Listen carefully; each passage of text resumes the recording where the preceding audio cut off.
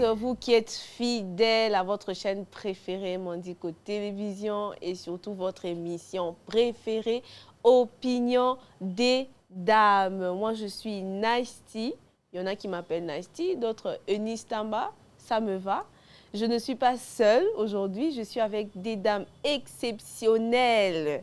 Je suis avec notre coach. Hein? Nous avons créé un combo OE, Pasteur Shekina. Ça, on appelle ça d'une pierre deux coups. Donc voilà, je suis avec Madame Julia. Madame Julia, bonjour. Bonjour. Comment ça va? Ça va bien. Coach, on a coaché à Naï. Vous avez battu qu'on a coaché. Ça va pas vite. Donc voilà. C'est compliqué. Nous saluons Vité, hein? Là où il se trouve en passant, nous te saluons. Donc voilà, vous comprenez déjà que nous débutons avec une ambiance vraiment décontractée. Nous sommes des dames, nous donnons nos opinions et sans tabou, de façon très à l'aise. Et nous avons aussi Pasteur Shekina. Pasteur Shekina, bonjour. Elle n'aime pas qu'on dise Pasteur Shekina. Hein? Bonjour. Comment tu vas? Ça va bien. La dernière fois, on a dit, ceux qui sont invités, Pasteur Shekina peut imposer les mains à distance. Donc vous voyez que nous sommes dans des bonnes mains. Donc voilà, aujourd'hui nous allons parler de quelque chose de très important. C'est vrai qu'il y a beaucoup de gens qui se retrouvent dans des situations comme ça, dans des relations de couple, où les gens se retrouvent dans des relations toxiques. Les relations toxiques. Maintenant, aujourd'hui, on va parler de la jalousie de l'homme. La jalousie, pas de la femme, hein. On dit la jalousie de l'homme. Est-ce que la jalousie de l'homme peut être un signe avant-coureur d'une relation toxique? Il est tellement jaloux que ça commence à rendre le climat compliqué. Hein, ça devient difficile. Mais avant ça, d'abord, on va d'abord redéfinir un peu c'est quoi une relation toxique pour qu'on comprenne bien. Madame Shekina, c'est quoi la relation toxique? Donc comprendre. C'est quoi la relation toxique? En fait, une relation toxique est une relation dans laquelle les deux conjoints ou l'un des conjoints n'est pas épanoui ou ne se sent pas épanoui. Plusieurs dans tous les domaines, que ce soit épanouissement émotionnel, épanouissement spirituel, épanouissement physique. C'est une relation dans laquelle un des conjoints ou les deux ne cèdent pas ou ne cèdent pas à évoluer ou à être épanoui dans le couple ou bien dans leur vie personnelle quotidienne. Donc c'est en fait ça. Quand l'épanouissement de l'autre commence à être étouffé par un conjoint, par un autre conjoint, là, dans ces cas-là, on se trouve dans des relations toxiques. Donc ça veut dire que la toxicité de la personne empêche l'autre de se développer, de s'épanouir et tout ça. Donc c'est dans ce sens-là. Madame Julia, tu pourrais rajouter quelque chose par rapport à la relation toxique? Pour que les gens vraiment comprennent un peu. Hein, même dans des exemples. C'est vraiment un terme nouveau hein, qui se répand maintenant. Non, mais je pense aussi qu'il y a beaucoup de gens qui vivent ça sans savoir même qu'ils sont dans une relation toxique. C'est vraiment ça en fait. Parce qu'en fait, on n'a pas... On essaie d'avoir un exemple de couple. Et c'est comme ça que on dit souvent « Okimimbula ». Parce que comme on n'a pas d'exemple de couple, il est difficile pour une personne de reconnaître qu'elle est dans une relation toxique. Parce qu'on te dit, si toutes les femmes sont pareilles. Tu vas, tous les hommes sont pareils. Alors du coup, je choisis mon démon.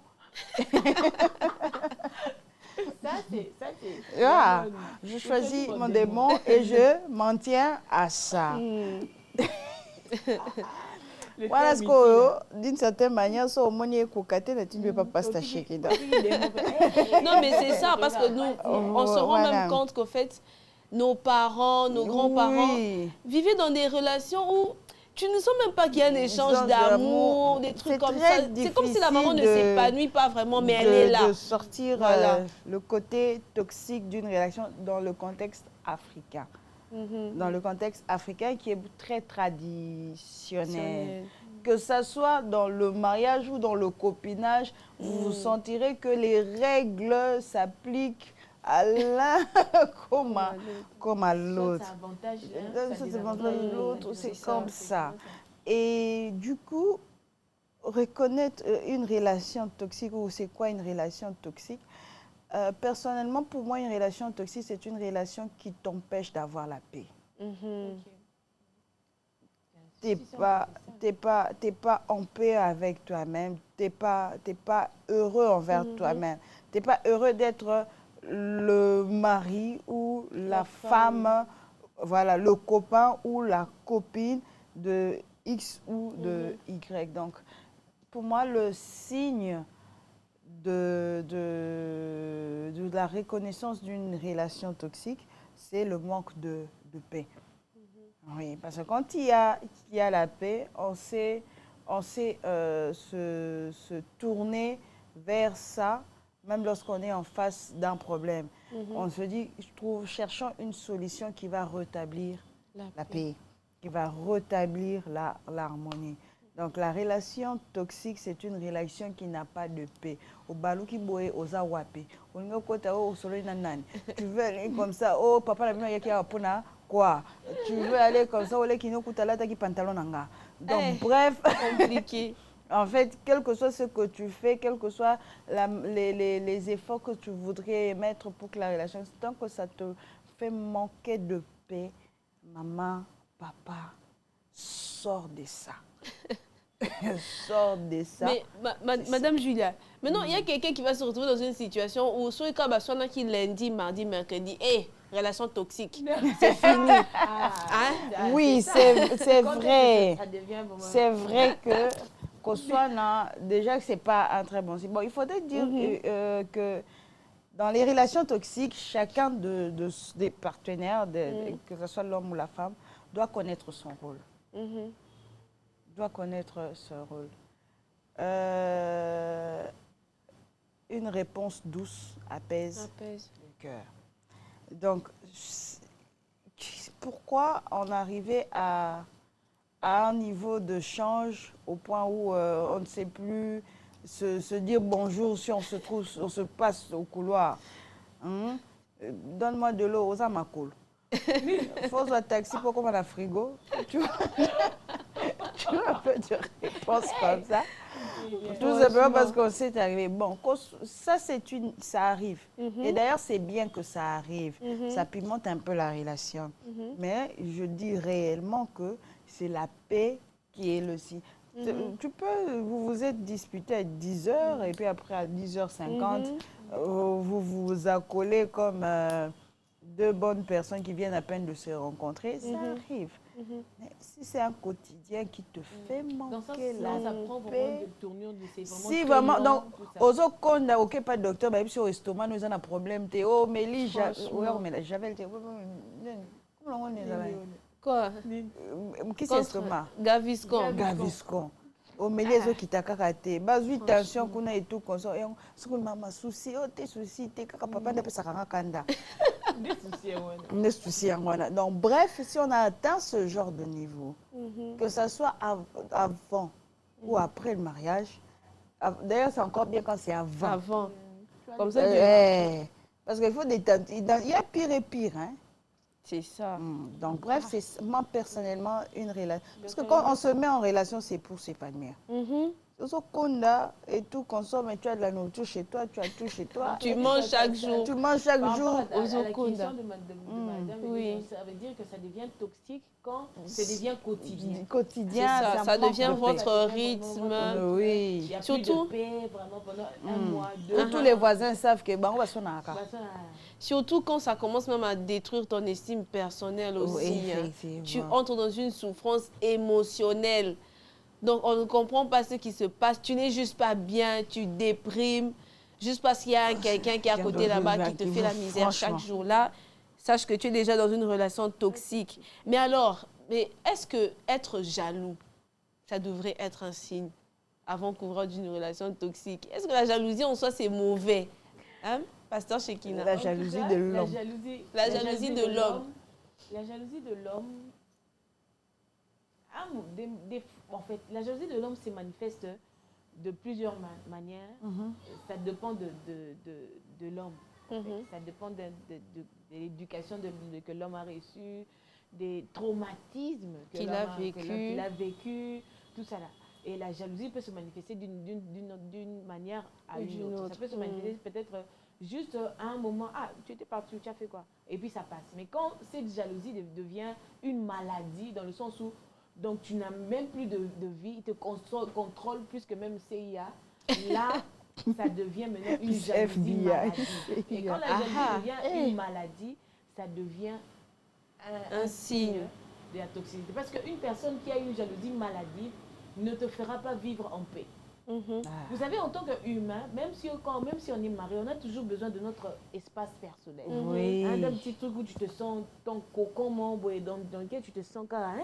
Tu as juste besoin d'être pas la femme de, pas le mari de, juste toi. Tu as juste besoin d'être juste toi. Ça ne veut pas dire que non, peut-être il y a un problème dans le couple. Non, c'est juste que tu as juste besoin de te retrouver toi-même et tout, d'être en paix avec toi-même, tout ça. Et puis quand tu reviens, c'est pour ça qu'on conseille même aux couples, quand ils se marient, c'est que ne cassez pas vos relations amicales avec d'autres personnes pour permettre à ce que de créer cet équilibre-là. Même quand on est marié, on a toujours besoin d'aller vers ses amis, vers la famille, vers ces choses.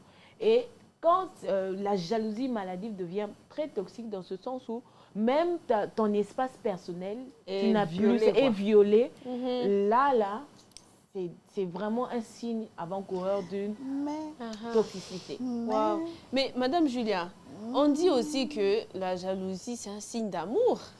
Il y a des personnes qui quand l'autre n'est pas jaloux, c'est que tu m'aimes pas. Voilà, je suis moi, on m'appelle comme ça, je parle au téléphone pendant longtemps, tu demandes même pas si c'est qui. Hein, Madame Julia, tu en penses quoi? Tu vois, en fait, tu vas dire, pour moi, personnellement, déjà, l'homme n'est pas naturellement un être jaloux. Ok. Je dis pas qu'il en a pas. Il en a. Naturellement. Mais naturellement, il n'est pas jaloux parce qu'il naît déjà avec une certaine confiance en soi. Donc, quand on a un homme en face de soi, on se dit à 90%, on te dit même ne te moque pas d'un homme, tu ne connais pas le lendemain. On dit jamais ne te moque pas d'une femme. Mais on te dit ne te moque pas d'un homme. Donc, voilà. Donc, bref, l'homme a déjà, même pauvre, il garde son côté estime de soi vis-à-vis d'autres choses. Maintenant, la jalousie de l'homme, pour moi, personnellement, je dirais que c'est un signe d'amour. C'est un signe d'amour parce que c'est sa façon de montrer qu'il s'intéresse à toi. Qu'il s'intéresse à ce que tu fais, avec qui tu es, il s'intéresse à toi.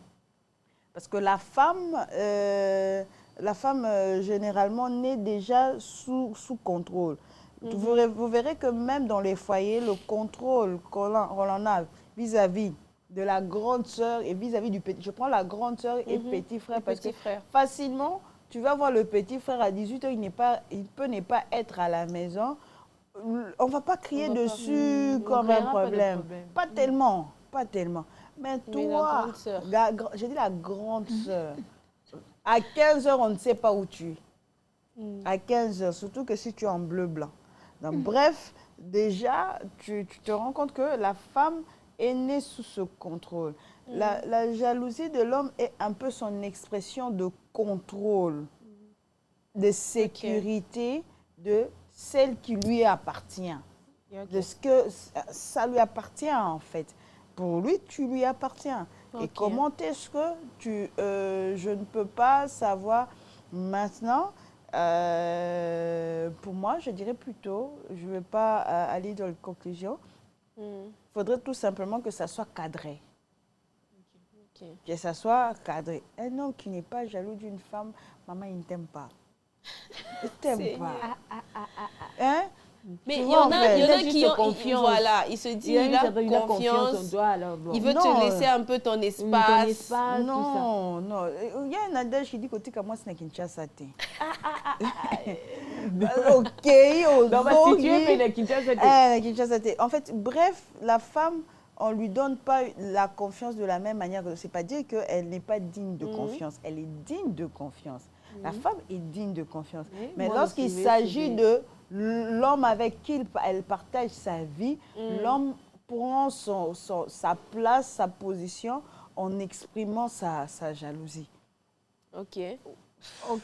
Mais est-ce que, par exemple, de la bienveillance, hein, l'homme est bienveillant, il veille sur toi, il veille à là où tu vas, avec qui tu parles.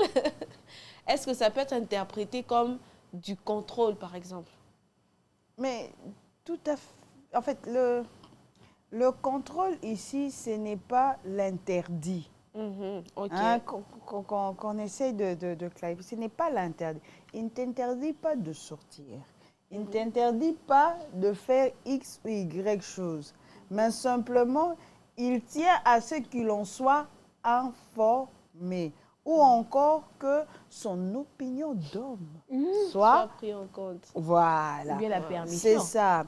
Et C'est ça. Mais bien si on commence à permission. demander la permission, là aussi, ça non, devient... Mais, non, c'est son droit. Ça veut le dire qu'il peut chef. refuser? Oui, Oui, il ou peut y accepter. refuser. Mais c'est effectivement... Bon, maintenant, là, c'est autre chose. C'est à toi de le prouver que ce que tu lui dis, c'est exactement ce que tu vas faire. Ne pas lui donner des raisons de douter de toi. Être jaloux ne veut pas dire qu'il doute de toi. Ça Non. veut dire qu'il t'aime. Ça veut tout simplement dire qu'il prend sa place d'homme de contrôle.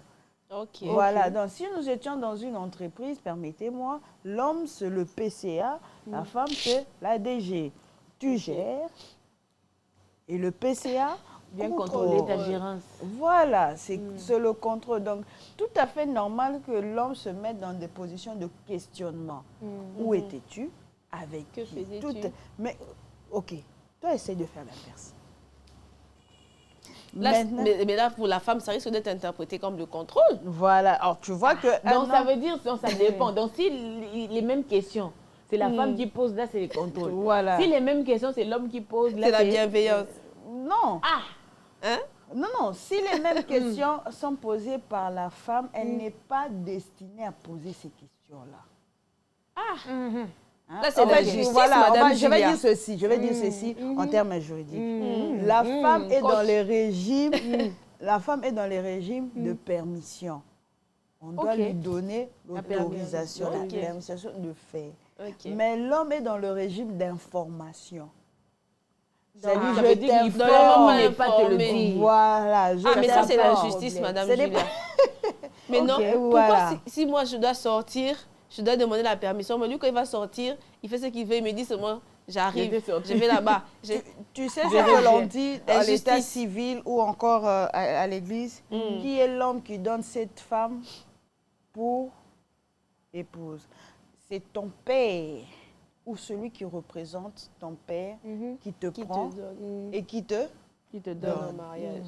Ah bah. Ce n'est pas l'inverse. Ce n'est pas l'inverse. Et d'ailleurs, vous remarquerez que même dans le questionnement, lorsque l'on pose la question à l'homme quand il veut épouser, est-ce que tu connais cette femme?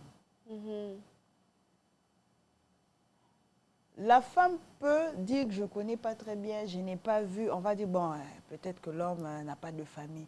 Mais si l'homme n'a pas des informations nécessaires sur cette femme, il y a plus de doutes et de peur. Ok. C'est effectivement ça. Donc, la jalousie de l'homme, c'est l'expression du contrôle mari. C'est à lui de te contrôler. Et je trouve qu'une femme qui se laisse contrôlée par son mari, elle a la facilité en fait de l'avoir, de captiver ses pensées. Comme ça, à rota la gauche, à rota la droite. Un homme jaloux. Un homme jaloux. il va position. Non, il y a des suites. Il y a quelle suite? Oui, c'est vrai. Mais vous remarquerez qu'à 90%, si vous faites quand même les statistiques, vous verrez qu'un homme qui est jaloux de sa femme n'a même pas le temps vraiment d'aller voir ailleurs.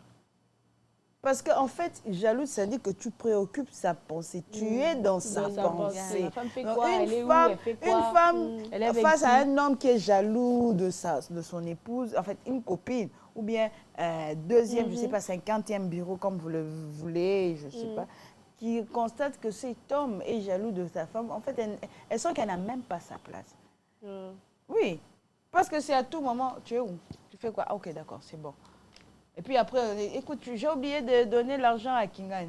Après 10 minutes, tu ouvres. En fait, bref, hein, si tu fais 10 minutes, 15 minutes, tu ne réponds pas au message, il appelle. Surtout les trucs de messages en retard, là. Hein, Bref, c'est ça. Tu as fait 15 minutes, tu ne réponds pas. Ok, c'est fini entre nous.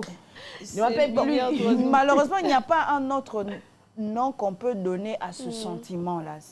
Si on pouvait appeler ça d'une autre manière, on aurait donné le nom. Malheureusement, on appelle ça jalousie. Pasteur Shekina, toi, tu en penses quoi? Est-ce que la bienveillance, ça peut être interprété comme un excès de contrôle qui conduit à la jalousie? Non, moi en tout cas, quand bon, c'est ce qu'elle a dit, bon, on doit trouver un autre terme. Mais quand la jalousie, le fait devient vraiment un contrôle, vraiment, la personne comment je peux dire? Et tout le temps derrière toi, étouffe. Même si tu lui as dit, non, j'aurai tel programme, et la personne, tu es où? Est-ce que tu es où? Ou bien la personne même vient vérifier. Si c'est ou bien elle va au-delà, de sortir avec tes copines. Non, moi je vais être là, je vais vous voir ce mois-ci, il n'y aura pas un autre. Là, cette jalousie, pour moi, cette jalousie-là devient vraiment très, très, très toxique. C'est vrai qu'il y a le côté où jalousie pimente la relation pour, surtout ça fait sentir à la femme que non, j'appartiens à quelqu'un. Ça, moi, au seulement 20h, dans une dabouté, mou les obéta, allez, moutou ta bengyo. Ça fait toujours quand même du matué, on va l'en bengyo. C'est vraiment bizarre, ça. C'est bizarre et tout. Dans ce sens-là, ça fait quand même du bien. En plus, c'est même recherché et tout.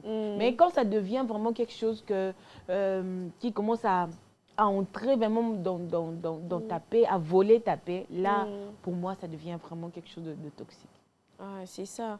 Mais alors, ce serait quoi, par exemple, quand quelqu'un se retrouve dans une relation où il y a cette jalousie-là excessive, ça devient une relation toxique.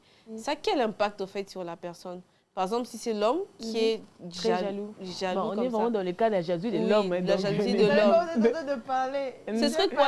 Parler d'une tribu, mais je m'étais... Ah, merci de n'avoir rien dit. On ne veut pas de problème ici. Peut-être que les téléspectateurs vont nous dire en commentaire. Jaloux là, mon Dieu. Je me dis que ça m'a revenu dans la tête. Maman, est-ce que tu t'es déjà rendu compte que vous vous séparez à 13h? Tu es dans le bus, à 13h30, tu ne décroches pas le téléphone. Il démarre le véhicule, il te suit. Si tu es déjà arrivé. Tu entres dans la parcelle, tu le trouves. 30-40 minutes après. Tu as fait laisser la personne est là. La personne vient vérifier. Tu poses la question. Mais je suis en train de t'appeler. Tu réponds pas, pourquoi? Là, ça devient très toxique. Et là, maintenant, ça pousse certaines femmes à devenir très hypocrites. Oui, à devenir cachées, tout ça.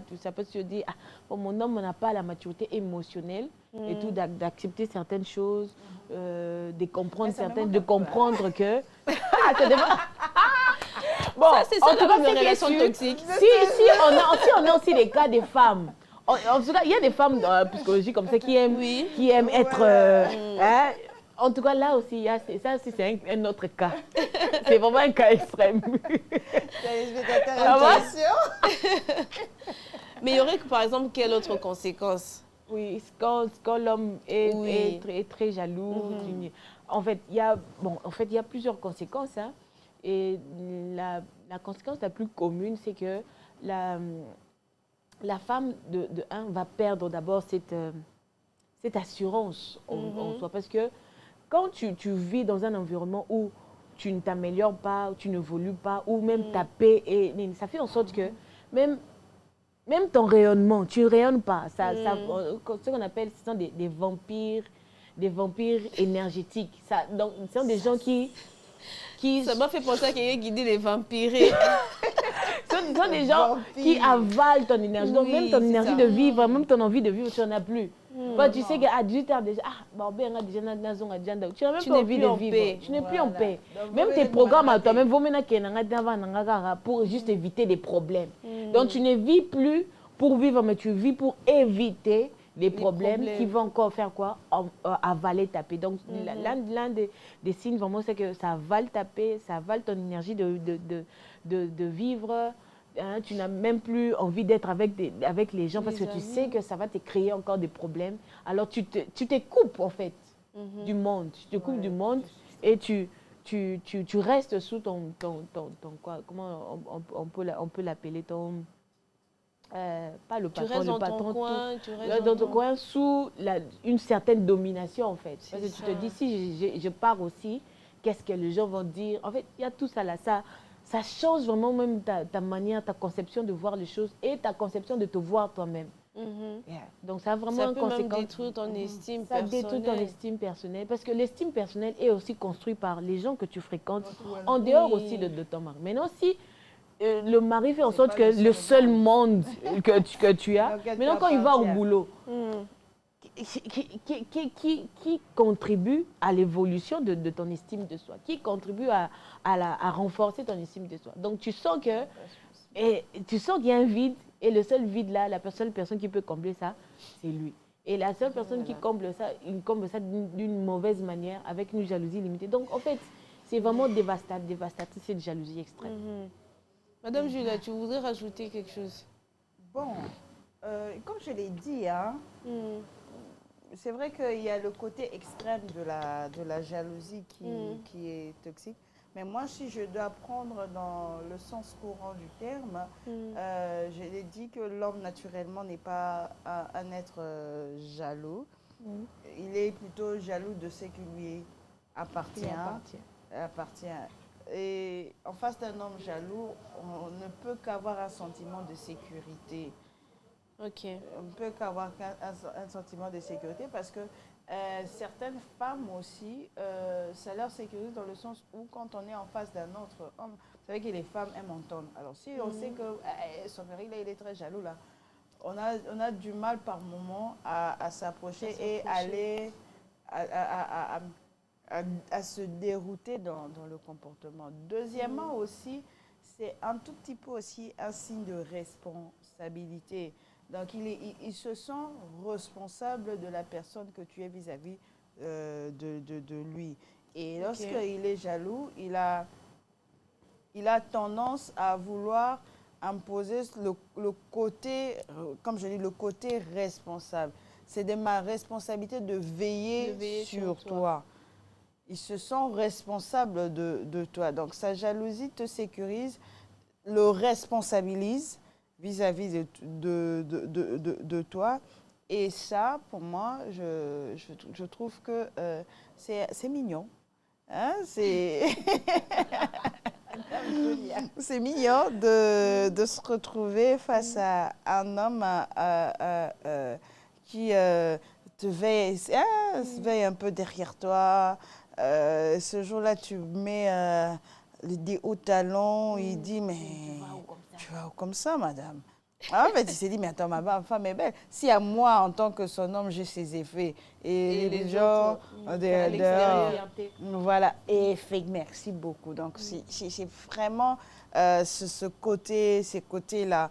Et son ego est plutôt positif que négatif. Donc, généralement, l'homme, sa jalousie se présente lorsqu'il est en face de sa perle rare, de son diamant, qu'il veut à tout prix garder pour soi, il ne veut pas le partager. Oui, c'est son côté égoïste qui ressort. Mais une femme mature avec beaucoup de tact, si elle comprend ça dans ce sens, saura cadrer l'homme, afin que ça ne soit pas par manque de confiance qu'il le fait, mais par amour, par responsabilité. Tu vois? Ok. Et d'ailleurs, de nos jours, on peut tout voir. Au Benginga, la vidéo, Moni, ça va? Tu es tranquille? Ok, papa là-bas, là, c'est bon. Calme-toi. Mais aussi, je voulais Oui. juste ajouter quelque chose, c'est que dans le sens où il y a certains hommes qui n'ont pas eu, peut-être avant, cette jalousie toxique, mais leur jalousie devient toxique dans le sens où la femme a peut-être eu un certain comportement et tout, qui a fait en sorte que la confiance n'existe plus, ou bien la confiance a été blessée. Ça fait en sorte que peut-être l'homme qui ne te surveille plus, tu as fait un acte, ça commence maintenant à être regardant pour ne plus souffrir comme avant. Donc, je voulais juste ajouter ça pour donner un peu d'exemple. Oui. Oui. En tout cas, là, vous voyez que les avis sont partagés, mais du moins, on est en train de diverger vers une chose. C'est que l'excès nuit. Oui. Tout excès nuit. Oui. D'un côté, quand tu es trop jaloux, tu commences à étouffer ta femme, elle ne s'épanouit plus, elle ne sait plus avoir des amis. Là, ça devient vraiment très nocif. Là, vous entrez déjà dans une relation toxique. Mais vous aussi, les femmes, quand un homme est jaloux, il ne faut pas toujours te dire pourquoi il est jaloux. Parce que dans certains cas, c'est un signe de bienveillance, c'est un signe d'amour. Ok, c'est un signe de protection, de responsabilité. Il veille sur toi. Hein, il ne veut pas que tout le monde puisse avoir des yeux sur toi. Il veut te garder, voilà. Donc, c'est son trophée qu'il veut garder précieusement. Donc, voilà. Alors, chers téléspectateurs, nous arrivons à la partie très intéressante de l'émission, celle de la question du jour. C'est qu'on n'a pas d'invité. C'est ça. Donc, ça veut dire que ça va seulement tomber entre nous deux. Parce qu'elle, déjà, Fico, fion. J'ai fait le fico, fion dans ma tête.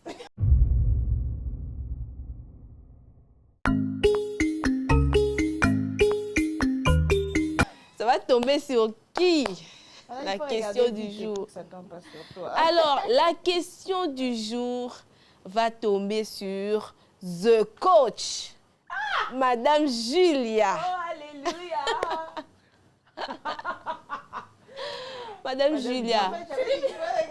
Madame Julia est à l'honneur aujourd'hui. Je suis sûre que ce serait moi.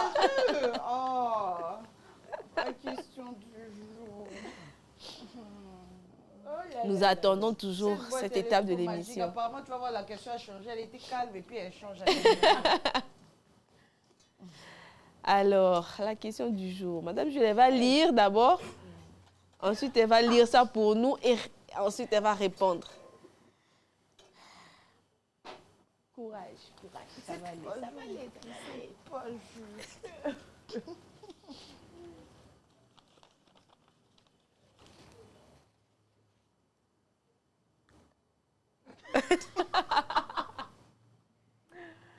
Ok. Bon. En fait, comment on peut faire de ce genre de questions? Franchement. Hein? Et puis, vous devez savoir que nos hommes, nos maris, nos parents nous regardent. Donc, posez des questions quand même. Voilà. Hein? La personne qui écrit la question du jour, là, vraiment. Ça, Hein? Elle est très recherchée, cette personne. Hey. Madame Julia, c'est quoi la question? Femme. Hey. Femme. Lesquelles parmi ces deux personnes doivent se servir en premier dans ta maison lors du dîner? Je répète. Femme. Lesquelles parmi ces deux personnes doivent se servir en premier dans ta maison lors du dîner? 1. Ton père. 2. Ton beau-père.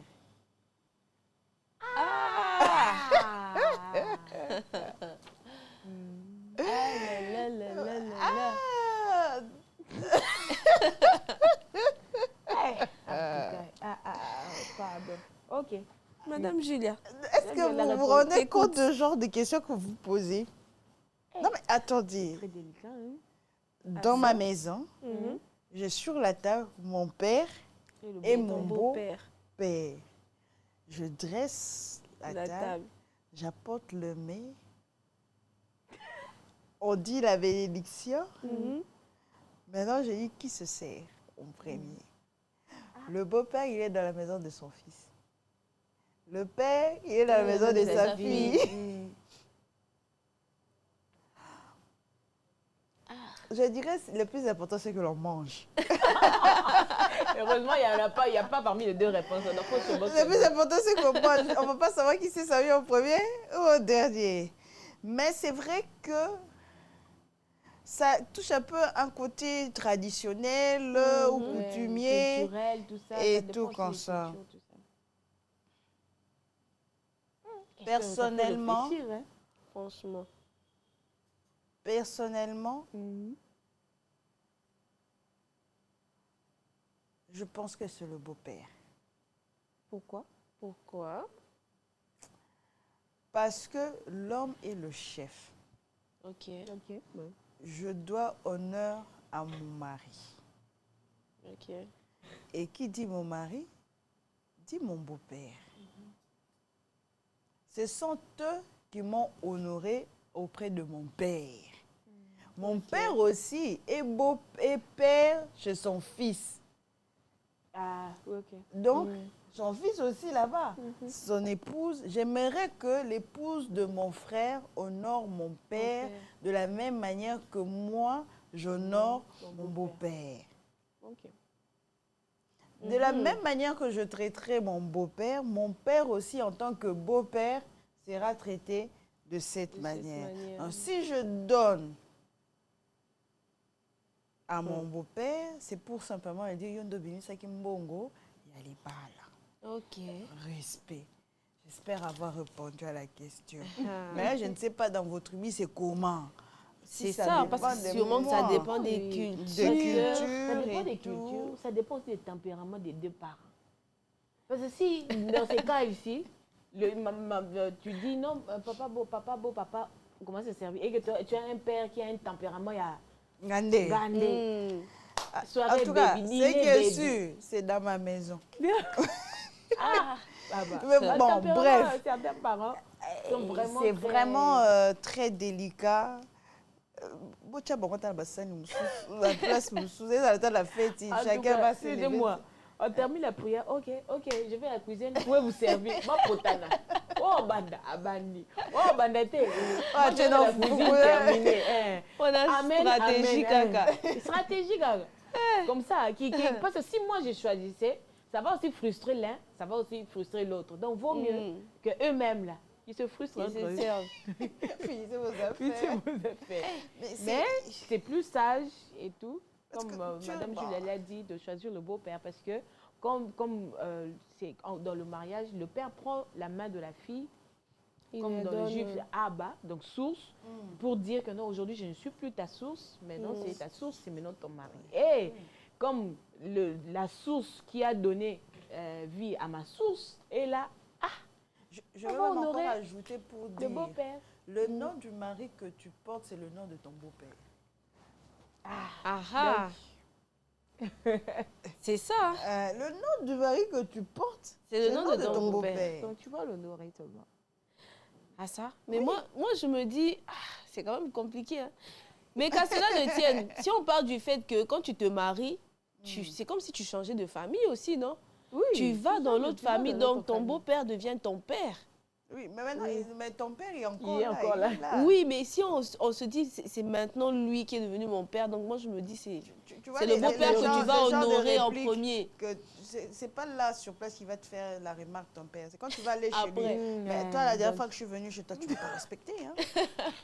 Tu te restes à table et tu demandes à... Je vais demander à mon beau-père. Qui t'a élevé. Donc, quand moi je te déposais à l'école, il était là. Je vais demander à mon beau-père de se servir, puis je sers mon père. Comme ça, je le calme directement. Pas être sage en tout cas. Non, mais bref, c'est ça. Comme ça, il y a une stratégie.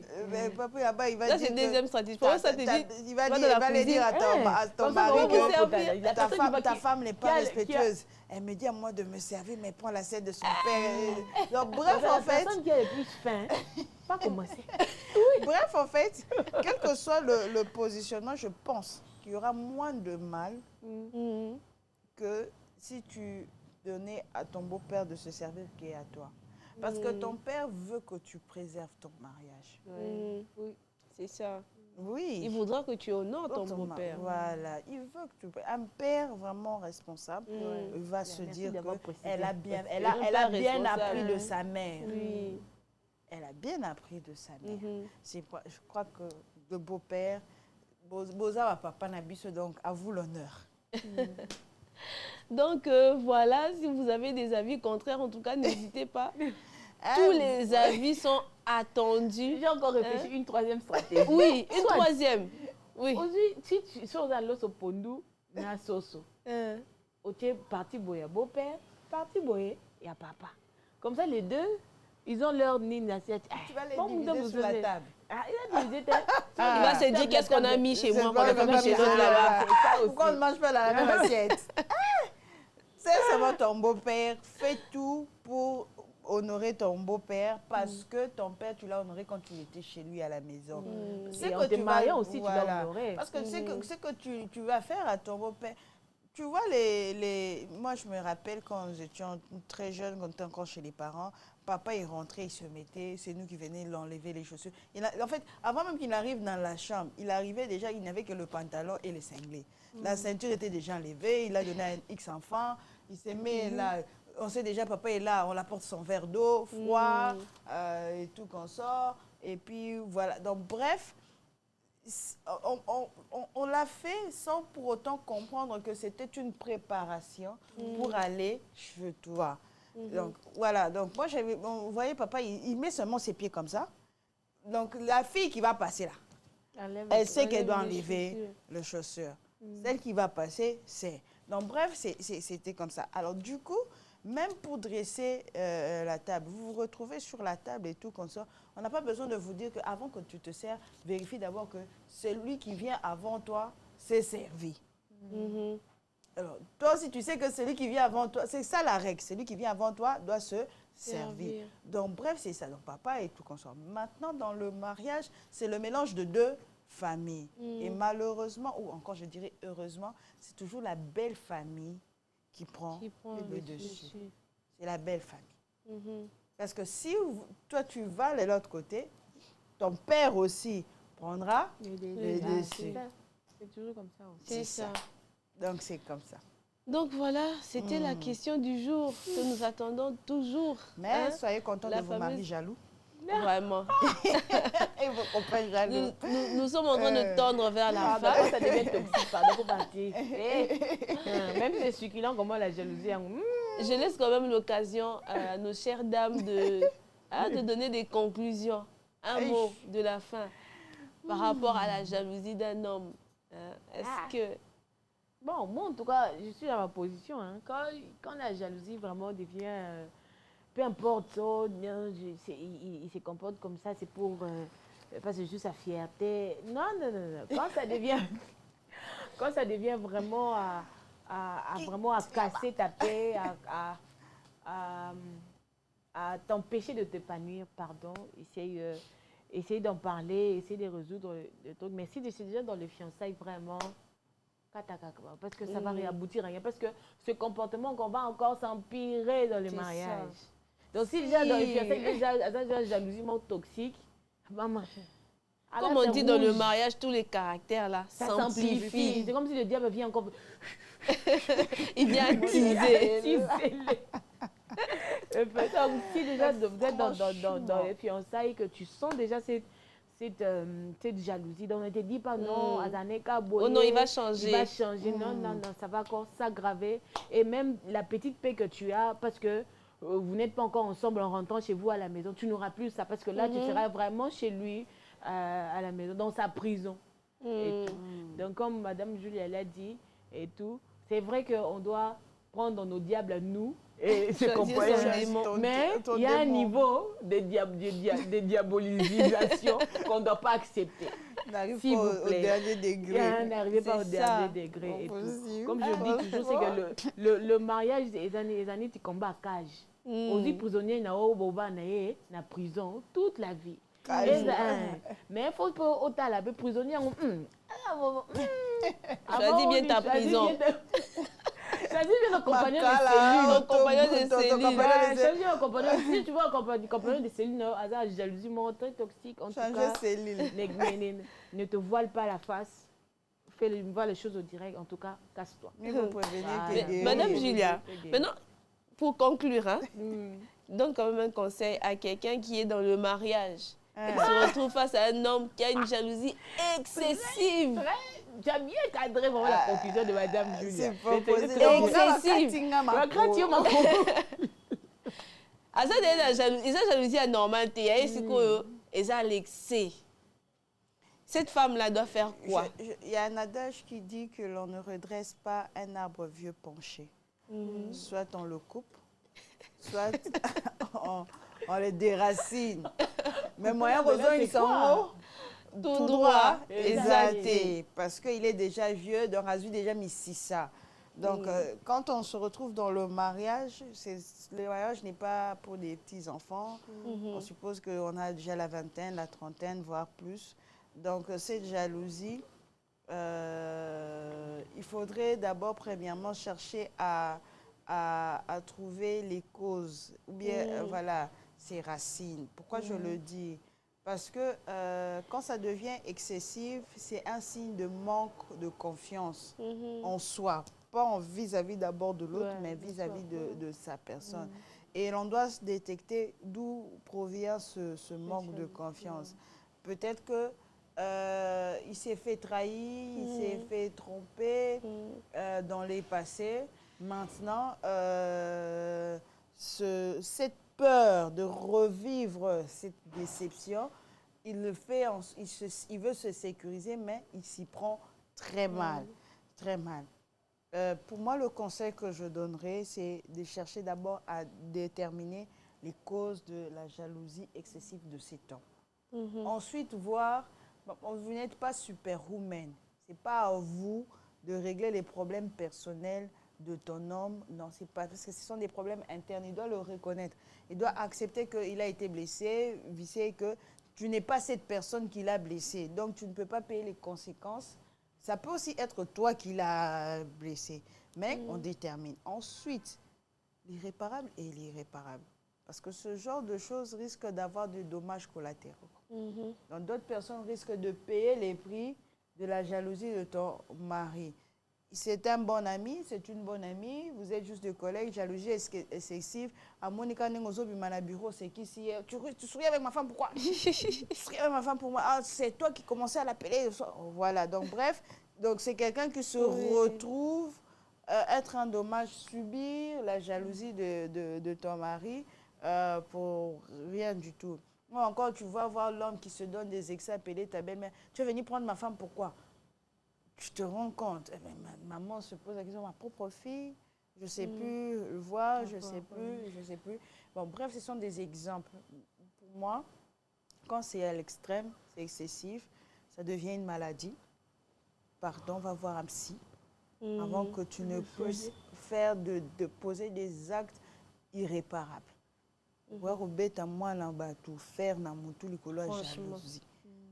D'accord? Tu vois, vous allez vous battre là à cause d'un Pepsodent, un dentifrice. Pourquoi? Des jalousies comme ça, tout simplement. Et la cause est autre. Et bref, c'est ça. Et c'est très dangereux pour un homme parce que les réactions de l'homme, la brutalité de l'homme conduit...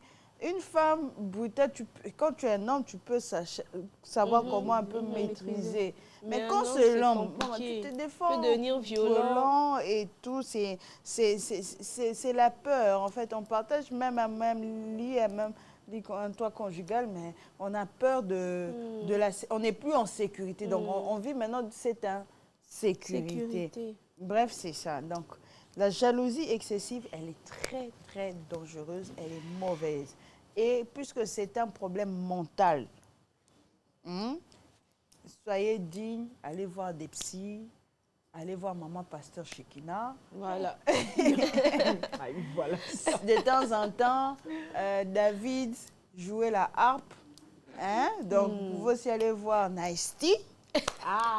Voilà. Et si vous voyez que ça ne va plus, la coach vous donnera une seule solution. Sortez de là. Voilà, nous sommes en train de terminer sous cette note. En tout cas, vous l'avez bien entendu.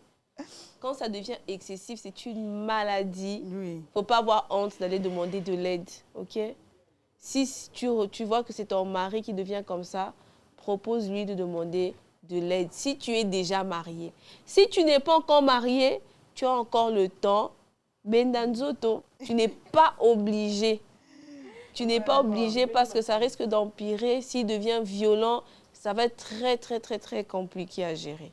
La jalousie en soi, elle n'est pas mauvaise, mais quand elle devient excessive, là, on entre dans une relation toxique et il faut en sortir. Donc, voilà, nous avons été très, très, très heureuses de passer ce temps ensemble avec vous, chers téléspectateurs. Et nous avons hâte, vraiment hâte de vous retrouver au prochain numéro dans Opinion des dames sur Mandico Télévision. Alors, on se dit bye bye, à la prochaine.